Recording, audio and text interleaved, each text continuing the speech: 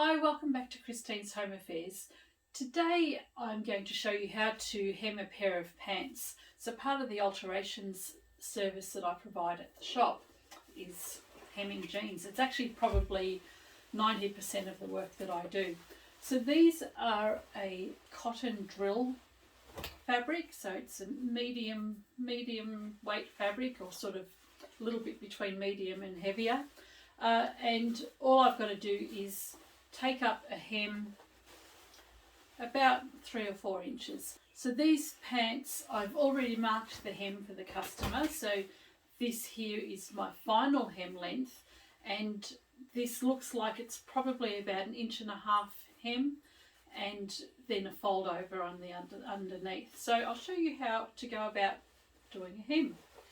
And in this video we're going to use a tool called a Hump Jumper, and that will actually help you prevent breaking your needles and damaging the presser foot on your machine when you're actually sewing. So with using a hump jumper or an alternative item, 90% of the time you won't break a needle. Most of the time it happens when you're going over a hump, and because we're not careful. So stick around, I'll show you what to do. So the first thing I'm going to do is turn the pants inside out.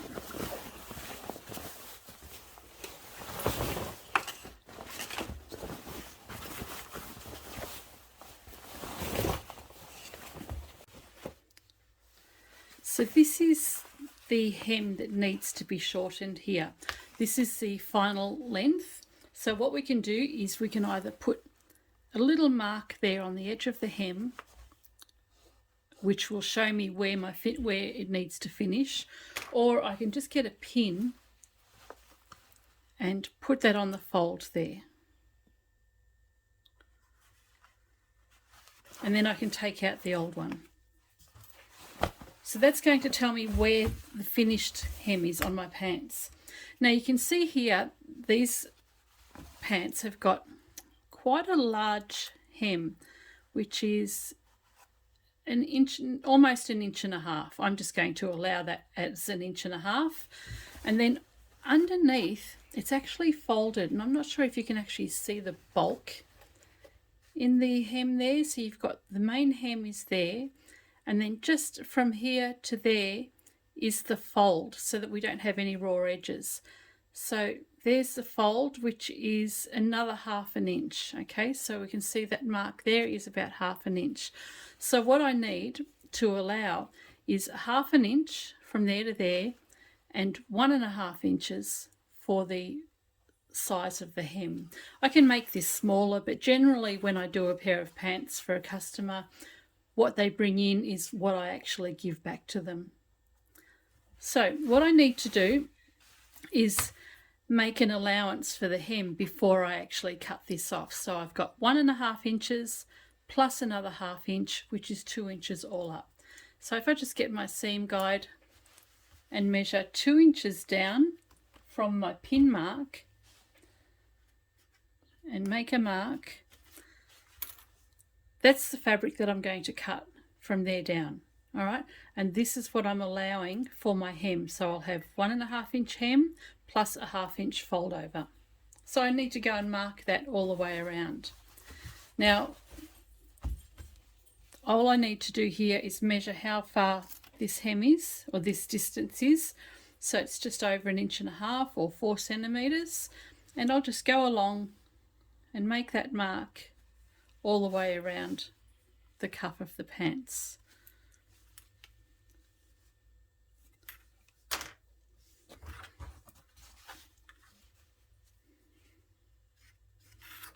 Same on the other side.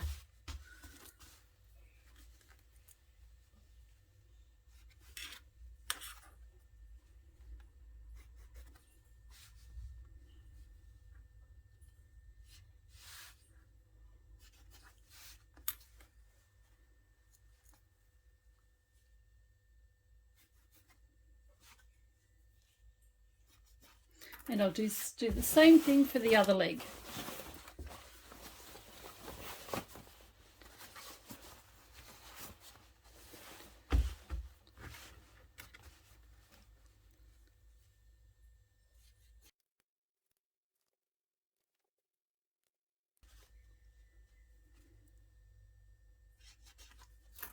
Okay, so that's ready to cut now, and all I want to do is just make sure that the two legs are measured the same. And I can see that my line there and the line here is the same, so I'm going to go and cut that off. Now, a lot of people, when they're cutting their hems, like to just fold the fabric and cut the whole lot in one go. It's the quickest, easiest way to do it, but it's also the easiest way to make mistakes or have accidents. Sometimes you might have a stray piece of the garment underneath and you'll cut through it, and then you've ruined a pair of pants or a dress or a skirt. So all I'm going to do is, where my line is take a little nick out there, and you can see that I've cut on my drawn line, and then I'm going to put my hand underneath and I'm cutting around. So this is a little bit of extra time, it's only a few seconds extra, but you know that you're actually going to cut the correct pieces of fabric and nothing that's in the way. So my hand is just underneath the blade of my scissors, and I'm using that as my guide, and it's just ensuring that I don't actually cut something that shouldn't be cut.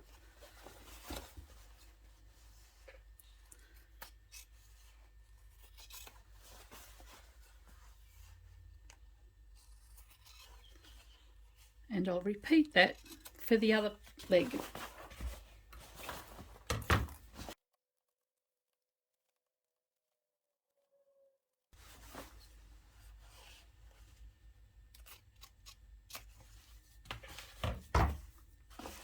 Okay, this is the fun part. Now, just to show you, this is the existing hem that I've just cut off. So I've just ripped open part of it, and I'm just showing you that on the inside there's about 1/2 inch, and that's the amount that I've allowed for my hem fold over. So there is 1/2 inch there, and that's what I need to fold over first. So my pants are inside out, and I always start off on the seam sides as well. Fold the fabric over, and I want to fold that over just a 1/2 inch, and use my seam guide to measure that, and that's 1/2 inch there. Put a clip in or a pin and come to the other seam, and we'll do the same again. Now you can just go from seam to seam, and the fabric will naturally want to fold over. So all we need to do is manipulate it up so that we can get that 1/2 inch.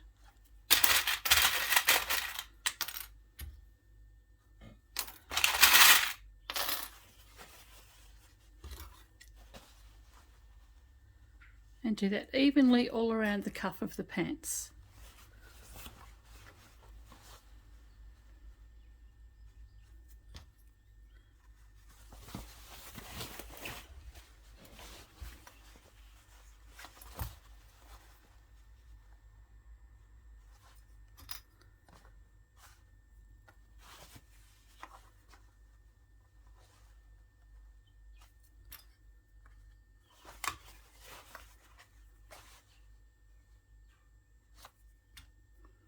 And we'll do the same thing for the other leg.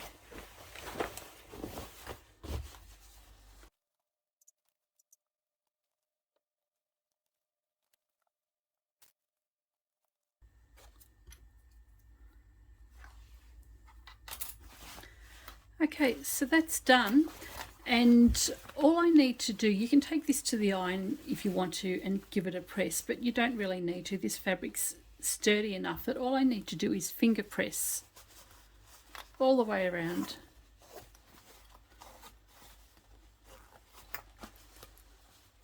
Ready to fold this over. So we'll double check the original hem, because we always want to make sure we double check our measurements. And the original hem is 1.5 inches. So now that I've done my 1/2 inch initial fold, I'm ready to do my 1.5 inch second fold. So we'll fold this over again, and you can see by folding it over again we've actually got rid of the raw edges.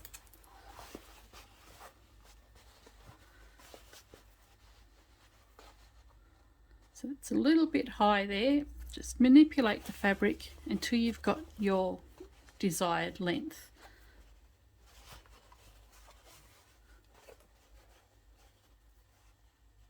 So there's 1.5 inches just there. Now the other thing you want to make sure you do is this seam line here, is match it up with that seam here, that stitching line. If you have it too far over, then your hem is going to be a little bit skewed, so you just want to make sure that seam line there matches up with the seam line that you've got right there. And put a clip in. Now I'm going to leave these clips in place because this is just a short fold over. So I'm just going to put a new clip in place here, come around to the other side and do exactly the same thing. Find my 1.5 inches,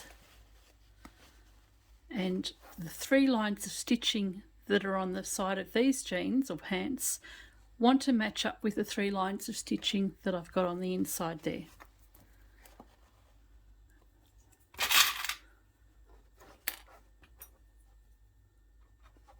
And then I can just pull that around. It'll naturally want to fold to around about the correct length, and then just position the measure and manipulate it until I've got the right length. And you don't have to manipulate it very much. So there we go. And keep on going all the way around.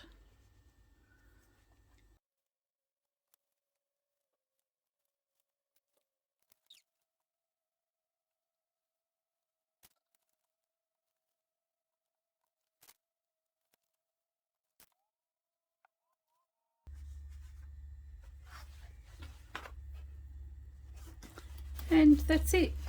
So this is ready to take to the machine and stitch down. So when we stitch this down, just move that. When we stitch this down, we're actually going to be stitching closer to this edge here, and that will actually secure that folded edge underneath. We just want to take our measure and double check our measurements all the way around, just to make sure that we've got the right hem, and then we can start sewing. So my machine's threaded up. I've got my stitch length at 3, and it's just a regular straight stitch. And I'll take the free arm off, and this is a hump jumper. So this is what I'm going to use to stop myself from breaking the needle as I go over the bulky part of the seam. I'll show you how to do that in a minute. So I have my jeans or pants, my folded edges over, and I've got this secured in place.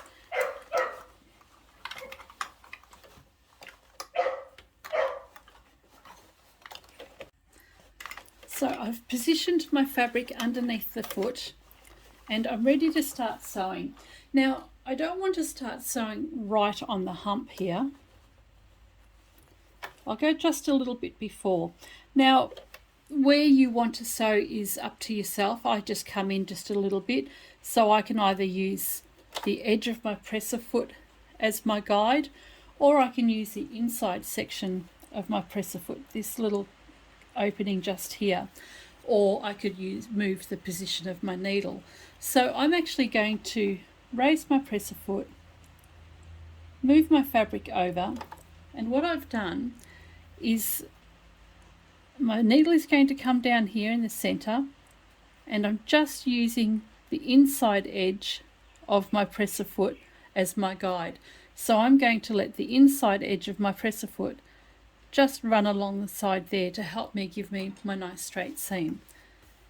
So start sewing. I'll do a back stitch, and go forward. Now I don't have much of a hump here, but to give you an idea, what you do is you raise your presser foot. I'm using the smaller side of my hump here, and I'm just going to position that underneath. So the gap here is in between the gap of my presser foot. Put my foot down, and you can see that my presser foot is nice and straight. So what will happen now, if I just hold that in place and stitch slowly over my hump of the seam and keep on going, so there's no deflection of the needle or my presser foot or anything like that. And what I'll do now is transfer it across to the front, position the hump jumper so that my needle is coming down in the center, and just do a few stitches, and I can take my hump jumper out. And you can see that the presser foot has stayed straight the entire time. If I were to go over the bump without a hump jumper, as I go over the bump, the foot is going to sit on an angle like that. And as it's going over the bulk of the fabric, and the foot is on an angle, what it's going to do is cause the needle to actually hit the back of the foot, or even the front, depending on which angle you've got the foot leaning. When that happens, you're actually going to damage your needle. You might bend the needle, or worse, you'll break the needle and it'll get stuck inside your machine. Okay, so this is to take care of your machine and prevent you having too many broken needles.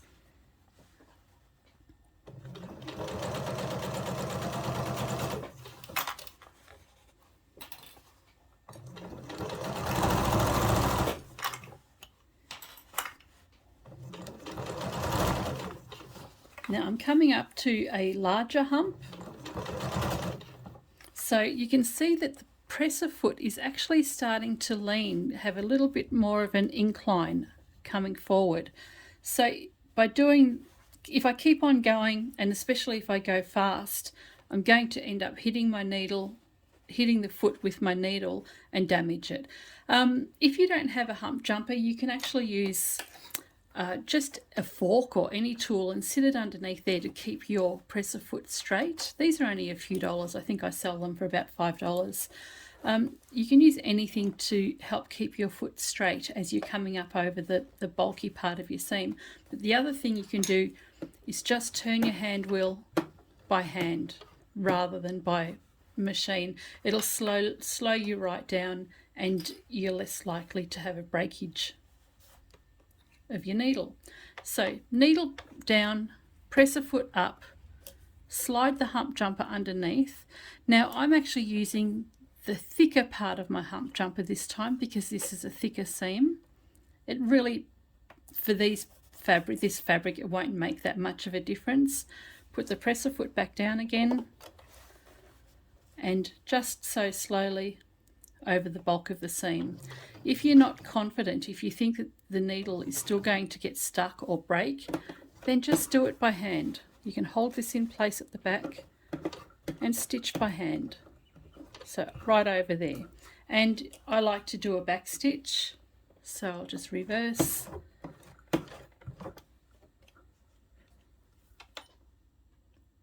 Just to secure the stitching here, and then go forward again. Put my hump jumper underneath again at the front.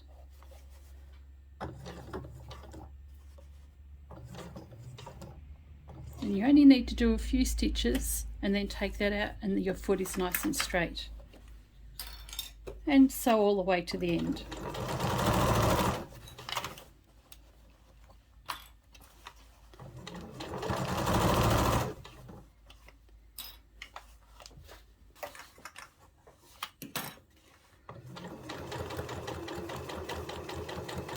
And when you get up to the other end and meet up with your initial sewing, just reverse. And that's it. So that's the first one done, and I can go ahead and finish the other leg.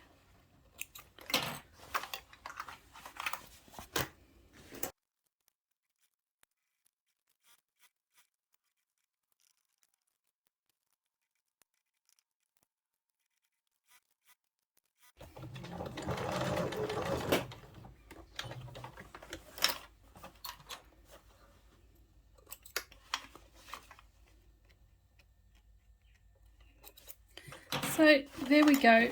Jeans are completely done, or pants are completely done. All I need to do is take this over to the iron and give it a press. So there we go. Pants are all completely done. They've been pressed and they've just got a really nice hem, just like they had when the lady gave it to me. And this is the Hump Jumper. Great little tool, only a few dollars, but certainly saves the price of lots of broken needles. Hope you've enjoyed this video. If you'd like me to show you how to do anything else, even if you want some tips on how to do things, let me know. Put something in the comments down below and I'll see how I go. Catch you next time. Bye for now.